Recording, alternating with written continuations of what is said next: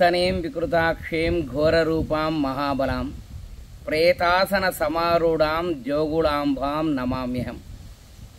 ఆ యొక్క జగన్మాత మనమంతా కూడా నిత్యం మనసా వాచ కర్మణ త్రికరణ శుద్ధిగా ఆరాధిస్తున్నటువంటి మన అమ్మవారు జోగుళాంబాదేవి శరన్నవరాత్రి బ్రహ్మోత్సవాలు అక్టోబర్ 3వ తేదీ నుండి 12వ తేదీ వరకు నిర్వహించున్నాము. మరి భగవద్భక్తులమైన మనమంతా కూడా ఈ యొక్క దేవి శరన్నవరాత్రి బ్రహ్మోత్సవాల్లో అమ్మవారిని సేవిద్దాం, తరిద్దాం. మరి నవరాత్రి యొక్క విశిష్టతను మనమంతా కూడా తెలుసుకునేటువంటి ప్రయత్నం చేద్దాం. పవిత్ర భారతావనిలో స్త్రీ శక్తికి పెద్దపీట వేసి గౌరవిస్తూ భక్తి ప్రపత్తులతో ఆరాధన జరుగుతుంది. ఇది తరతరాల వస్తున్నటువంటి సదాచారం. ఇందులో భాగంగా దేవీ శక్తికి మహా నీరాజనాలు ఇస్తూ 9 రోజుల పాటు నవరాత్రులు జరుపుకొని అనంతరం 10వ రోజున ఆనందంగా జరుపుకునే పండగనే ఈ యొక్క విజయదశమి. ఈ పండగ వెనకాల ఉన్నటువంటి నవరాత్రుల గాథ ఏమిటో మనం ఒకసారి తెలుసుకుందాం. మరి దేవీ నవరాత్రిలో 2వ రోజు అమ్మవారిని బ్రహ్మచారిణి దేవిగా మనం ఆరాధిస్తాం.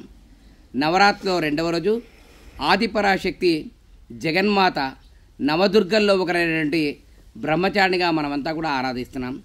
ఈ దేవత శుద్ధ స్ఫటిక వర్ణముతో ప్రకాశిస్తూ తుషారం అంటే మంచు వంటి స్వభావాన్ని కలిగి ఉంటుంది. ఈ అమ్మవారు సాధువుగా చేతిలో పుస్తకాన్ని, అదేవిధంగా జపమాల, కమండలము, దండము కలిగి ఉంటుంది. ఈమెను ఆరాధించే భక్తులు అరిషట్ వర్గాలను కూడా జయించగలుగుతారు. శుద్ధం తెలుపు వర్ణానికి ప్రతీక, అంటే మచ్చలేని తనానికి ప్రతీక. సంకల్పంలో వికల్పన లేకుండా ప్రణములు జోడించి 2 చేతులు కూడా జోడించి ఈమెను ప్రార్థిస్తే చాలు. కరుణాప్రపూర్ణ ఆ యొక్క అమ్మవారు. మరి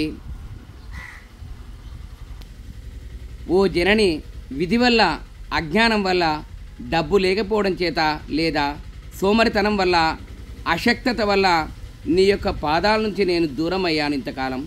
సకల జనాన్ని ఉద్ధరించే ఓ తల్లి అయినా నీవు నన్ను క్షమించగలవు అని అపరాధ క్షమాపణ స్తోత్రంలో సాక్షాత్తు జగద్గురు ఆదిశంకరాచార్యుల వారు అమ్మవారిని ప్రార్థన చేస్తారట.